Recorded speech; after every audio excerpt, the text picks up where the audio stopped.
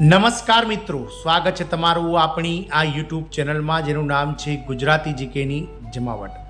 સામાન્ય રીતે સરકાર દ્વારા દર મહિનાની પહેલી તારીખે કેટલાક બાબતોને લઈ અને નિયમોમાં બદલાવ કરવામાં આવે છે, જેનાથી મિત્રો સરકારી કર્મચારી હોય, આમ જનતા હોય કે પછી દેશના તમામ જે લોકો છે તેમને અસર થતી હોય છે. તો આગામી આવતીકાલે 1 ઓગસ્ટ 2025 એટલે કે 9 ઓગસ્ટ મહિનો શરૂ થવા થઈ રહ્યો છે, ત્યારે વર્ષ 2025ના 8મા મહિનાની શરૂઆતમાં જ સરકાર દ્વારા UPI, credit card, LPG, CNG, ATF વગેરેને સંબંધિત કેટલાક નિયમો જે છે તેને બદલાવ કરવા જઈ રહી છે.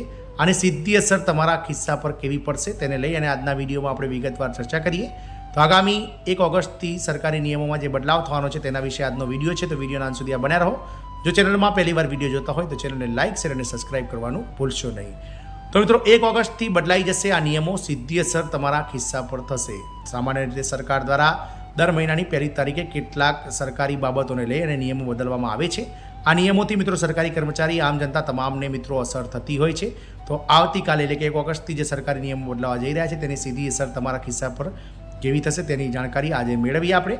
તો UPI, credit card, LPG, CNG અને એટીએફ સંબંધિત ઘણા મહત્વપૂર્ણ નિયમો ઓગસ્ટ 2025થી બદલાવા જઈ રહ્યા છે. ડિજિટલ ચૂકવણી મર્યાદા નક્કી કરવામાં આવશે.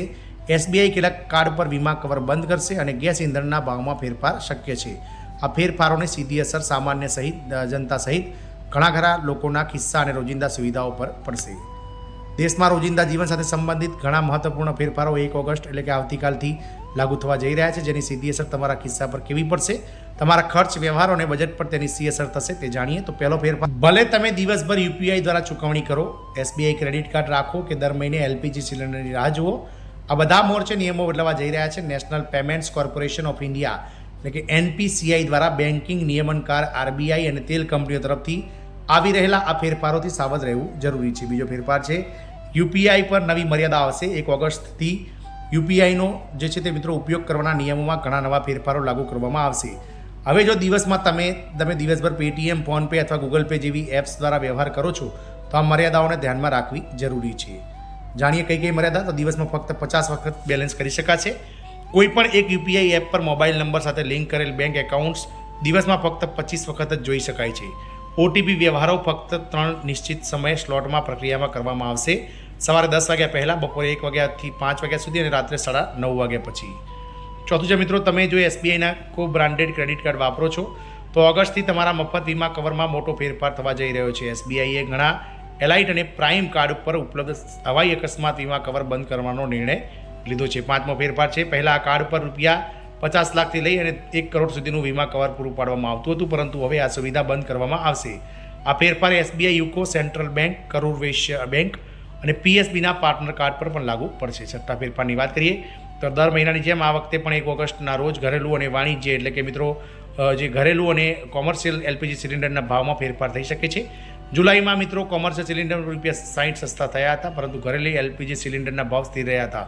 આ વખતે એવી અપેક્ષા છે કે ઘરેલું ગ્રાહકોને થોડી રાહત મળી શકે છે. જો ભાવ ઘટે છે તો મોંઘવારી સામે ઝઝૂમી રહેલા લોકોને રાહતના સમાચાર હોઈ શકે છે. 7મા ફેરફારની વાત કરીએ તો તેલ કંપનીઓ ઘણીવાર મહિનાની પહેલી તારીખે સીએનજી અને પીએનજીના ભાવ સુધારો કરે છે. જોકે એપ્રિલથી તેમાં કોઈ ફેરફાર થયો નથી. ગયા વર્ષે એપ્રિલમાં મુંબઈમાં સીએનજીના ભાવમાં ₹79.50 પ્રતિ કિલો અને પીએનજી ₹49 પ્રતિ યુનિટ હતા.